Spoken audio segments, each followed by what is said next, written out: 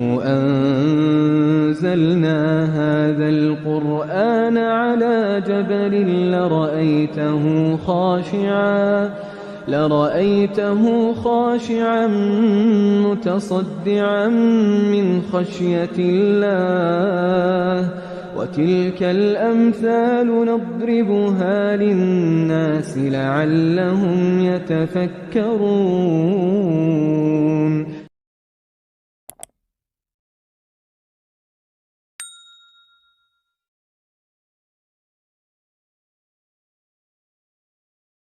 Hello guys, Assalamualaikum. Jumpa kita lagi bersama saya, Adham. Pada malam ni, macam biasalah, kita dengar kisah seram lah. Kalau channel Misteri Horror ni, takkanlah nak dengar lagu pula kot kan. Kalau nak channel lagu ni, saya channel lagu lah. Sini kita dengar kisah seram. Kisah-kisah seram ni, aku ambil daripada blog-blog tempatan lah. Lepas tu, dan kisah-kisah ini pula berdasarkan pengalaman individu. Maksudnya orang yang tulis cerita ni bukan direka sendiri ya, datang daripada pengalaman individu, dan ada juga datang daripada cerpen dan cerpen lah kan. Jadi pada malam ni aku nak membawakan dua kisah seram, dan kisah-kisah seram ini telah diteliti oleh aku, dan aku akan persembahkan kepada anda pada malam ni. Mic pada malam ni kena pegang sikit baru elok. Kalau tak elok juga korek telinga lah. Okay, rasa boleh dengar kot, dengar jelas. Boleh. Jom kita mulakan kisah pertama. Kisah pertama ni berjudul Jenazah Seberat Batu.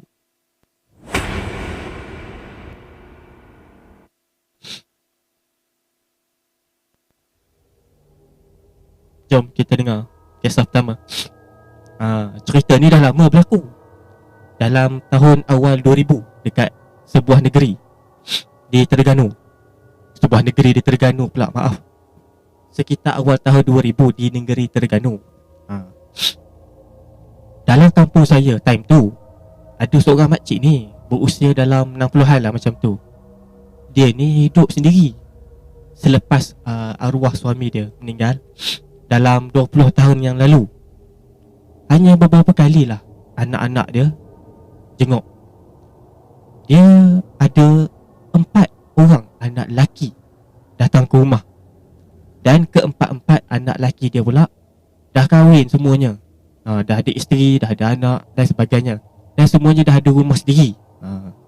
Walaupun anak-anak nak dia orang pindah tinggal dengan dia orang secara bergilir-gilir. Maksudnya minggu ni yang anak nombor 1 jaga, minggu kedua anak nombor 2 pula, macam tu lah. Tapi mak dia tu ataupun si ibu dia tu, nama dia dikenali sebagai Hajah Tijah. Tetap berdegil tak nak tinggalkan rumah pusaka dia. Orang kampung kenal dengan Hajah Tijah ni. Dia ni jarang nak menyembang, dan dia terlalu banyak berkurung dalam rumah. Tapi dengar cerita, orang cakap mulut Hajah Tijah ni laser sikit. Kalau dia bercakap memang pedih anak telinga ni nak dengar. Menanah telinga orang kata kan.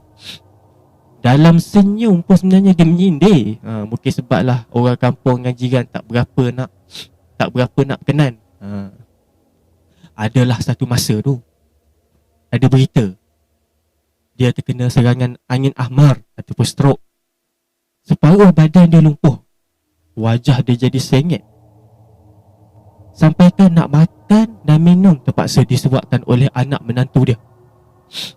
Lama kelamaan, Hajah Tijah menemui penciptanya setelah beberapa bulan terlantar sakit. Atas permintaan anak sulung dia, dia nak ibu dia dikebumikan dekat dengan kampung yang didiami anak sulungnya tu sendiri. Kiranya dia tak nak berjauhan dengan arwah ibunya. Kalau boleh, kubur ibu dia tu nak dekat dengan tempat tinggal dia. Berita kematian Hajah Tijah tu sampai ke pengetahuan arwah abang long saya. Dia berkawan baik dengan salah seorang anak arwah Hajah Tijah. Pada hari arwah dibawa naik ke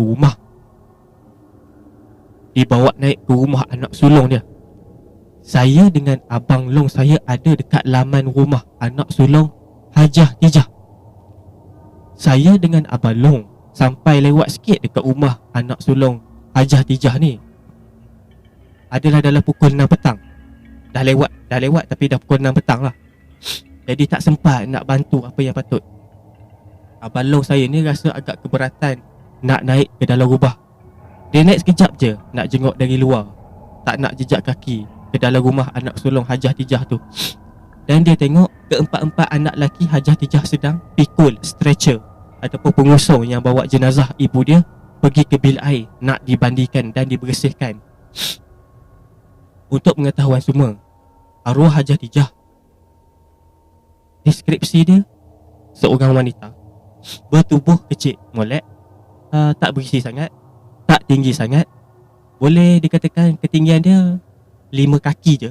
Berat badan dia dalam 40-50 kg saja. Ini ikut perkiraan secara random lah. Menurut cerita, ketika 4 anak lelaki Hajah Tijah sedang usung jenazah mak ibu dia masuk bilik air, rumah kampung milik anak sulung dia tu, keempat-empat anak lakinya bersusah payah dan mengeluarkan sehabis kudrat dan tenaga nak pikul jenazah tu, nak bawa ke bilik air, nak dimandikan.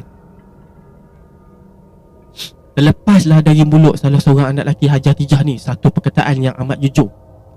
Tapi para hadirin yang terdengar perkataan yang terlepas cakap tu terdiam kelu.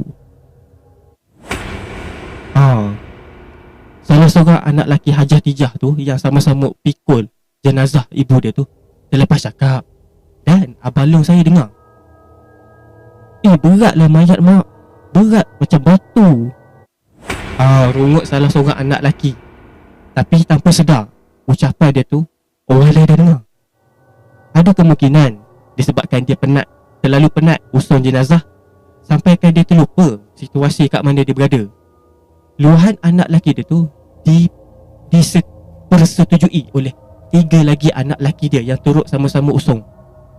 Sama-sama orang kata apa, setujulah dengan rungutan salah seorang anak lelaki jenazah ni. Berat jenazah ibu macam batu lah, semua macam peluh di wajah masing-masing bagaikan baru je, seolah-olah main badminton selama 3 set tanpa henti. Peluh berjurai, basah kuyup lah baju. Korang tahu tak, saya tengah tulis cerita ni pun hati saya rasa tak sedap. Duk-dap, duk-dap. Bukan saya nak reka-reka perasaan ni, malah waktu saya sedang type ni, saya sedang pasang surah Ar-Rahman dekat sebelah saya. Kenapa saya rasa tak menentu bila saya nak cuba cerita kisah ni? Kerana saya memang ada dekat lokasi kejadian dan ini adalah kisah benar. Tapi waktu tu saya tak naik. Saya selesa duduk dekat laman rumah sampai berzikir nak cuba menenangkan perasaan. Waktu dah masuk ke senja, hati saya pada waktu tu juga dilanda perasaan yang kurang senang. Abang Long saya dah berada bersama-sama dengan saya dan orang kampung lain dekat laman rumah. Kawasan rumah anak sulung Hajah Tijah ni penuh dengan pokok-pokok. Semuanya tinggi-tinggi belaka. Ada pokok durian, ada pokok kapas dan pokok yang lain rata-ratanya semua tinggi. Waktu hampir gelap. Hati saya pada waktu tu dah tak menentu. Rasa resah, rasa gelisah. Dan sesekali saya tengok kiri dan kanan tanpa tujuan. Tiba-tiba Abang Long tegur saya bila dia tengok mulut saya terkumat kamit saya baca sesuatu. Ya, waktu tu memang saya tengah baca 3 kul barangkali, nak cuba menenangkan perasaan. Mu ada rasa benda-benda? Itu adalah pertanyaan Abang Long ku dalam Lorat Terengganu. Rasa dok sedap hati, luah saya jujur. Memang waktu senja tu saya rasa rimas, rasa panas, hangat dan angin langsung tak nak bertiup. Dan berdegupan dekat dada saya macam nak bagi tahu sesuatu. Macam ada benda yang tak kena pada hari tu. Tapi saya masih tak dapat tahu benda apa. Sampailah abang long saya ambil tempat kat sebelah, duduk kat tepi saya. Kemudian abang long slow-slow suruh saya tengok ke arah pohon kapas. Yang sebelah dengan pokok tu ada sebatang pokok yang dah mati, tinggal ranting. Saya tengok, tapi tak ada apa-apa yang dapat ditangkap oleh mata saya. Jadi saya toleh dan tanya kepada abang long saya, ada benda long? Dok nampak ke? Tanya abang long sambil senyum. Dok nampak ke? Benda dok nampak. Mata acik bukannya boleh nampak benda gaib. Tu adalah jawab aku. Saya memang tahu abang-abang saya memang diberikan oleh Allah sixth sense, boleh tengok sesuatu di sebalik mata. Terutama abang long saya. Cuma tengok betul-betul dengan mata hatimu, kata abang long. Jadi saya diam. Saya renung je dekat puncak ataupun di orang kata apa? Orang kata apa, puncak pokok tu lah. Di hujung pokok tu, pokok mati tu. Mungkin abang long fikir saya tak nampak. Jadi dia slow-slow bisik sesuatu dekat telinga saya, macam tak nak orang dengar. Dik, arwah Makcik Tijah ada bertengik di hujung pokok mati tu, kata abang long. Dengar tak? Kalau tak dengar saya repeat balik. Arwah Makcik Tijah ada bertengik kat hujung pokok tu. Itu adalah benda yang dibisikkan oleh abang long saya. Allahu Akbar, Allahu Akbar. Itu adalah ucap saya secara perlahan. Bulat mata saya dan tak semena-mena bulu roma kat belakang leher saya kembang dan merembang, rasa sampai naik ke kepala. Patutlah dari tadi lagi hati saya ni rasa tak berapa nak selesa, tak berapa nak sedap. Memang ada rasa perasaan takut dah mula naik ke dada. Tapi abang long slow-slow bagi pesanan. Baca ayat kursi, selawat, baca 3 kul, jangan berhenti, kata dia. Jadi saya pun ikutlah apa yang dia pesan. Perasaan seram tu hilang bila azan maghrib berkumandang daripada masjid yang berdekatan. Terus hilang rasa seram tu dan tak sedap hati. Semua hilang. Demi Allah, rasa menyesal pula ikut abang long tengok jenazah Hajah Tijah ni. Dan abang long pesan lagi dekat saya, balik rumah, basuh kaki, baca ayat kursi, mandi, mayang. Dan saya hanya angguk kecil je lah. Tak sampai 2 minit lepas tu azan maghrib habis. Abang long ajak saya balik. Tanpa berlengah lagi, saya ikut je lah abang long saya tu. Sebelum sampai kereta, abang long bagi satu pesanan lagi kat saya. Jangan sebut, jangan cerita apa-apa pasal ni. Takut dia ikut kita. Benda ni tahu bila kita tahu dia ada. Maksudnya makhluk alam sebelah ni, bila kita tahu dia ada keliling kita, bila kita dapat rasa, dia tahu. Kita bercakap pasal dia pun dia tahu. Ni kita tengah cakap pasal dia ni. Hati-hatilah ya. Takut tak? Jadi kami balik dan kami sambung sembang pasal cerita hak lucu lah. Topik sukan pun ada juga, sebab nak elak daripada pengalaman yang rasa dekat rumah anak sulung Hajah Tijah tadi. Saya tak pasti apa amalan yang diamalkan oleh Hajah Tijah ni sampai jenazah dia berat sangat nak diusung. Anak-anak lelaki dia tegap, muda-muda lagi. Takkanlah tak larat dah kot. Tapi arwah Hajah Tijah ni kecil je. Kalau ikut hukum akal, ringan. Wallahualam. Dan sememangnya saya rasa tak selesa. Setiap kali ada sesuatu yang tak diundang, rasa macam ada benda perhati. Mujurlah hijab saya ni masih terjaga, tak terbuka. Tapi saya tak tahulah, kot-kot satu hari nanti kalau hijab terbuka sepenuhnya, pengsan. Abang long saya masih relax, walaupun dia boleh tengok benda yang alam sebelah, benda yang tak dapat saya tengok. Dan abang long saya pun dah kembali ke rahmatullah. Perkara ni pasti akan terpahat dalam ingatan saya sampai bila-bila. Terutama sekali bila abang long explain rupa arwah waktu dia terpandang dekat puncak pokok ranting yang dah mati tu. Memang saya tak lupa. Okeylah, saya nak tidur dulu. Ayatul Kursi pasti akan menjadi peneman saya pada malam ini. Seram weh. Al-Fatihah lah buat arwah abang long saya. Okey, sekian saja kisah kita yang pertama. Kisah kita yang pertama ini ditulis oleh Saidi Nur Azam daripada Fiction Syasha, bertajuk Jenazah Seberat Batu.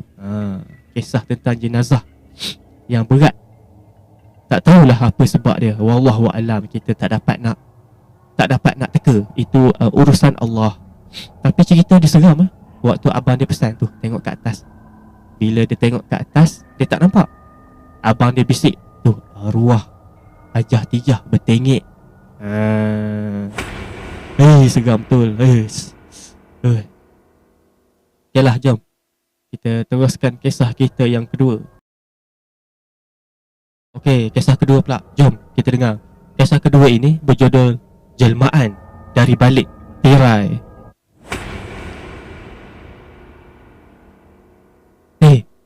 Malam ni kau free tak, Zali? Kalau aku free kenapa? Nak belanja aku makan ke? Tapi sebelum tu kau kena tolong aku dululah. Takkan nak tolong macam tu je kan? Mesti ada upah-upah sikit. Dah agak. Kau kalau nak belanja aku mesti ada benda kau nak minta tolong daripada aku ni kan? Apa dia? Tolong gosokkan baju kau. Ke nak cuci kasut kau yang dah berminggu tak cuci tu? Faris gelak besar. Tak sangka pula dia, Zali, perasan kasut dia dah lama tak cuci. Tak, bukan tu. Sebenarnya aku nak minta tolong kau siapkan assignment aku. Sebab pagi tadi abang aku telefon, dia cakap ayah aku tak sihat. Jadi aku ingat lepas isyak aku nak terus balik kampung. Faris bagi tahu kenapa, sebab dia nak belanja. Dia nak bodek aku supaya tolong buat assignment dia. Sejak dia belajar kat situ, dia duduk satu bilik dengan Zali. Persahabatan dia orang semakin hari makin rapat. Zali banyak tolong dia dari segi keuangan ataupun pelajaran.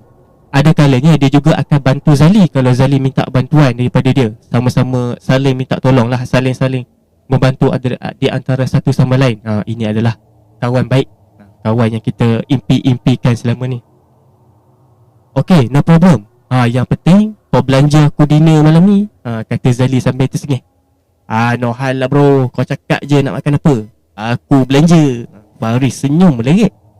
Kalau setakat nak belanja kawan makan, tak berkira lah sangat. Kalau dia ada duit, hari-hari pun boleh belanja. Malam tu suasana sunyi, dikejutkan dengan bunyi salakan anjing. Wuk, wuk, wuk, wuk. Pada awalnya salakan anjing tu biasa-biasa je, tapi makin lama dengar makin pelik pula bunyi dia.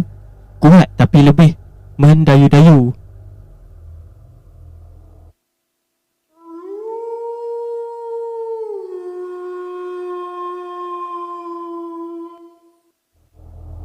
Bunyi macam tu lah. Zali berhenti taik. Hembusan angin daripada luar jendela kencang. Tirai yang duk tutup tingkap tadi dah mula berkibar-kibar, gebah-gebah. Berkibar dengan kuat bila angin tiup. Zali bangun daripada kursi, jalan dekat dengan tingkap. Pandangan dia tengok ke bawah. Dia tengok ada seekor anjing berwarna hitam. Tubuh anjing tu besar dan berada kat tengah-tengah jalan. Mata dia atau mata anjing tu sepasang menghala tepat ke arah Zali. Dia punya salak tu bertalu-talu, tapi berhenti bila tengok Zali dalam beberapa saat sebelum berlalu. Maksudnya anjing ni Dia menyalak, tapi bila dia tengok si Zali ni berhenti dan berlalu. Zali rasa pelik, dan at the same time bulu roma dia meremah habis. Dan anjing tu nampak macam tengok ada benda selain daripada diri Zali. Ada orang tua-tua kata anjing ni boleh tengok makhluk alam sebelah. Tak tahu betul ke tak. Lepas tu Zali ni pun segeralah tutup tingkap, tarik lasir dan pergi duduk balik dekat meja tulis dia, meja study dia. Tugasan yang diberikan oleh Faris kena siap pada malam tu juga. Lagipun si Zali ni tak suka tangguh kerja. Buat assignment, ralik ralik. Malam semakin lewat, dah larut malam dah. Zali masih tekun type. Adalah sekali-sekala dia menguap. Dan dia berhenti sekejap, nak capai mak atau cawan. Dan ada air kopi yang masih ada saki-baki lagi. Dia teguk habis, nak bagi hilang rasa ngantuk. Dan dia sambung balik buat kerja. Tapi dia berhenti semula. Dia rasa macam ada benda tengok dia dari balik tirai. Takut tak? Zali tengok dan dia pandang lama dekat tingkap. Dan kain langsir warna coklat tu bergerak sedikit-sedikit. Tapi dia yakin dah tutup tingkap. Kalau angin boleh tembus celah tingkap sekalipun, dia takkan mampu nak gerakkan kain lansir tu. Dalam pergerakan macam tu seolah-olah macam ada orang menyorok di sebalik lansir. Dan Zali ni beranikan diri pergi dekat tingkap. Kain lansir diselak dengan kuat. Disebabkan tak dapat tahan rasa ngantuk, Zali tertidur dekat meja tulis. Tapi dia jaga sebab dia rasa macam ada hembusan angin tiup masuk tepuk gegenang telinga dia macam tu. Angin pula apa itu kat telinga aku ni? Bisik Zali. Dia tengok je kat arah tingkap. Heran. Setahu dia dah tutup tingkap tu rapat. Dia lock lagi. Macam mana boleh buka? Siapa yang buka? Jadi Zali ni beranikan diri pergi dekat tingkap. Kain lansir tu dia slow-slow buka. Dan dia rasa ada benda kat situ. Astaghfirullahalazim, Allahu Akbar. Terkejut Zali, dia tengok ada 2 biji mata merah menyala renung dekat arah dia. Ya Allah, aku berlindung kepadamu ya Allah daripada syaitan yang dirajam. A'udzubillahi minasyaitonirrajim. Zali pejam mata dia rapat-rapat. Bila dia buka mata balik, mata dia yang renung tadi tu dah hilang. Dan makhluk tu berkemungkinan dah lompat keluar tingkap. Cepat-cepat Zali kunci tingkap. Takut kalau ada benda yang tak baik nak kena pada diri dia. Zali tak pastilah sama ada mata tu milik haiwan atau milik makhluk alam sebelah. Tapi renungan dia tu betul-betul menakutkan. Bukan renung biasa-biasa, renung tajam. Dah lah berdepan dengan mata, bila selak langsir, nampak mata terjegil. Mana tak terlompat. Kalau saya pun menjerit. Selepas bersiap-siap, Zali tengok kejap ke arah tingkap. Dia harap benda yang berlaku tadi hanya mimpi. Mungkin sebab dia dah banyak sangat fikir, jadi otak dia ni dah jadi macam berhalusinasi lah, dia anggap macam tu. Tapi bila sampai dekat college, Zali dengar ada orang membawang-bawang lah daripada kawan-kawan dia. Memang ada kemunculan lembaga yang berkeliar dekat area bilik asrama. Lembaga tu dikatakan suka menyorok dekat sebalik lansir dan ganggu pelajar-pelajar yang lewat tidur. Tapi walaupun cerita tu seolah-olah sama dengan apa yang dia alami, tapi Zali tetap buat donor je. Bagi beliau, mungkin itu hanya satu kebetulan saja. Dan dia yakin perkara yang sama pasti takkan berulang pada malam ni. Namun pada malam tu, perkara yang sama berulang kembali. Tingkap tu tutup, tapi kain lansir tu tetap berkibar-kibar macam ditiup angin. Tapi kali ni Zali kuatkan hati. Perasaan takut tadi dia buang jauh-jauh. Dia beranikan diri nak intai dari sebalik tirai. Dia nak tahu apa benda yang menyorok dekat situ. Zali dah tak boleh dah rasa takut. Dengan cepat kain lansir tu direntak kuat dan dia terkedu macam zap. Miau, miau. Kelihatan seekor anak kucing berbadan sederhana. Bulu dia warna hitam pekat. Dan anak kucing tu sedang bermain-main dengan lansir. Zali tak sedar sejak bila anak kucing tu masuk dalam bilik dia. Waktu dia buka tingkap, anak kucing hitam tu tiba-tiba loncat keluar tingkap. Zali terkejut. Bilik asrama dia pula berada dekat tingkat yang agak tinggi. Jadi mustahil anak kucing tu boleh selamat kalau jatuh ke bawah. Zali jenguk ke bawah tengok. kelibat anak kucing tu dah tak ada lagi. Raib, tak tahu ke mana. Jadi lepas solat isyak, Zali pergi sebuah kedai makan yang dekat dengan asrama dia. Dia pun pilih lah menu yang ringkas-ringkas je. Nasi goreng kampung dengan teh tarik. Makan. Lepas jamu selera, Zali balik ke bilik dia. Waktu pintu bilik dia dibuka, dia terhidu bau macam bau kemenyan. Hati dia dah rasa tak sedap. Jadi dia mulakan masuk bilik tu dengan ucapan Bismillah. Dan baru dia masuk, pintu bilik dikunci. Dia berpaling dan terkejut. Kawan dia Faris sedang baring atas katil. Faris pun bangun sambil duduk bersandar bila tengok Zali muncul dalam bilik tu. Faris, bila kau sampai? Tak bercerita pun kat aku kau nak balik? Tanya Zali dengan nada yang agak pelik. Selalunya kalau Faris balik kampung dan nak balik ke sini semula, Faris pasti akan call dulu. Tapi kenapa Faris tiba-tiba je balik tanpa bagi tahu? Saja aku nak buat surprise. Itu adalah saja aku nak buat surprise. Itu adalah kata-kata Faris disambut dengan ketawa kecil. Dan Zali hanya senyum je lah. Tapi muka kau nampak pucat lah. Kau tak sihat ke? Tanya Zali. Bibir Faris nampak kebiruan.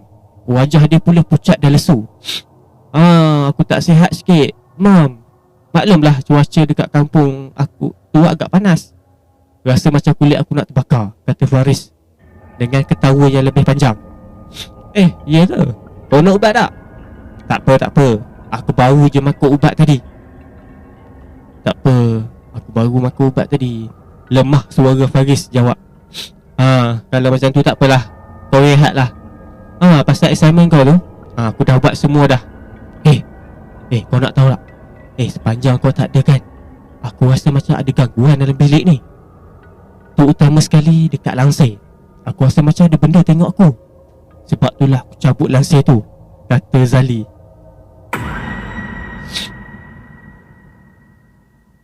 Maksud kau benda yang macam mana? Tanya Faris. Tak tahulah, rasanya jelmaan kot. Hari tu aku ada nampak kucing hitam, tapi nenek aku cakap jelmaan ni ada bagai-bagai bentuk. Kadang-kadang dia jadi haiwan macam kucing, cicak dan belalang. Kadang-kadang dia akan jadi dalam bentuk manusia. Kadang-kadang dia boleh jadi orang yang kita kenal dan orang yang hampir dengan kita, macam mak ayah, nenek, datuk kita dan sebagainya lagi. Itu adalah Zali menerangkan. Waktu dia umur 10 tahun, ada satu kejadian negeri pernah berlaku. Waktu maghrib dah hampir tiba, dia tengok ada orang dekat kawasan luar rumah. Dia ingat itu nenek dia datang berkunjung. Dia pun pergi ke arah wanita tua tu. Tetapi wanita tua itu pun berlalu, tak tengok dia pun. Tapi dia terus panggil-panggil, Nenek. Tapi nenek tu tak layan. Zali pun ikut langkah wanita tua tu sampai dia tak sedar kaki dia dah masuk dalam kawasan semak. Dan mujur ada seorang penunggang motosikal. Dia nampak Zali nak masuk dalam semak, dia tegur. Dan tiba-tiba Zali terpinga-pinga bila dia terdengar teguran daripada orang naik motor. Oi, nak mana tu? Semak tu. Zali terkejut dengar. Dan dia tengok kawasan sekeliling dia hanya dipenuhi rumput-rumput kering yang menjalar. Dan dia baru sedar yang dia dah jauh daripada rumah dia. Dan kelibat wanita tua tu pun dah hilang entah ke mana. Itu adalah antara pengalaman Zali yang tak dapat dilupakan. Jelmaan yang menyerupai nenek dia. Oh, macam tu ke? Tapi kau pernah terfikir tak, jelmaan tu juga boleh menyerupai rakan baik kau, Faris. Suara Faris tadi berubah jadi garau. Saya ulang sekali lagi ya. Zali tersentak. Pandangan dan senyuman Faris berbeza daripada biasa. Dia macam bukan Faris yang dikenal. Jelmaan kau tu juga boleh menyerupai rakan baik kau, Faris. Suara Faris jadi garau. Apa maksud kau ni, Faris? Agak-agak nak melawak dengan aku pun. Dah malam ni, marah Zali. Dan Dan tiba-tiba dia rasa seram. Dan tiba-tiba telefon dia bunyi. Terus gigil tangan Zali bila tengok nama yang tertera. Faris call. Jadi Zali pun jawablah telefon tu sambil tunduk. Kaki lutut dia rasa lembik, tapi dia tak mampu nak pergi mana-mana. Hello Zali, kenapa kau lambat jawab call?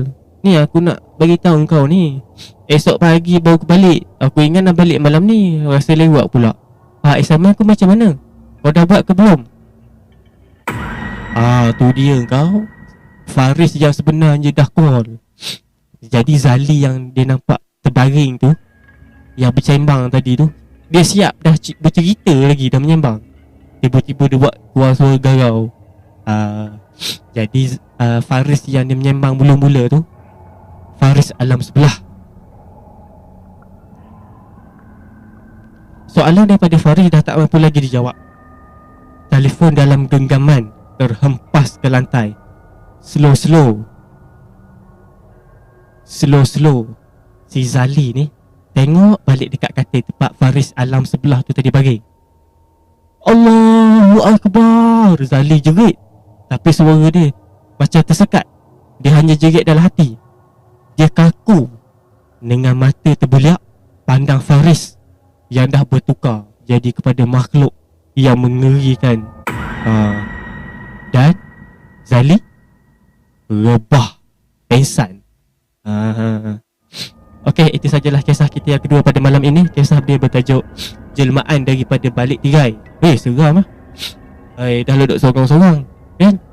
Mula-mula anjing menyalak. Lepas tu buka lansir. Ada anjing hitam tengah menyalak. Dan tiba-tiba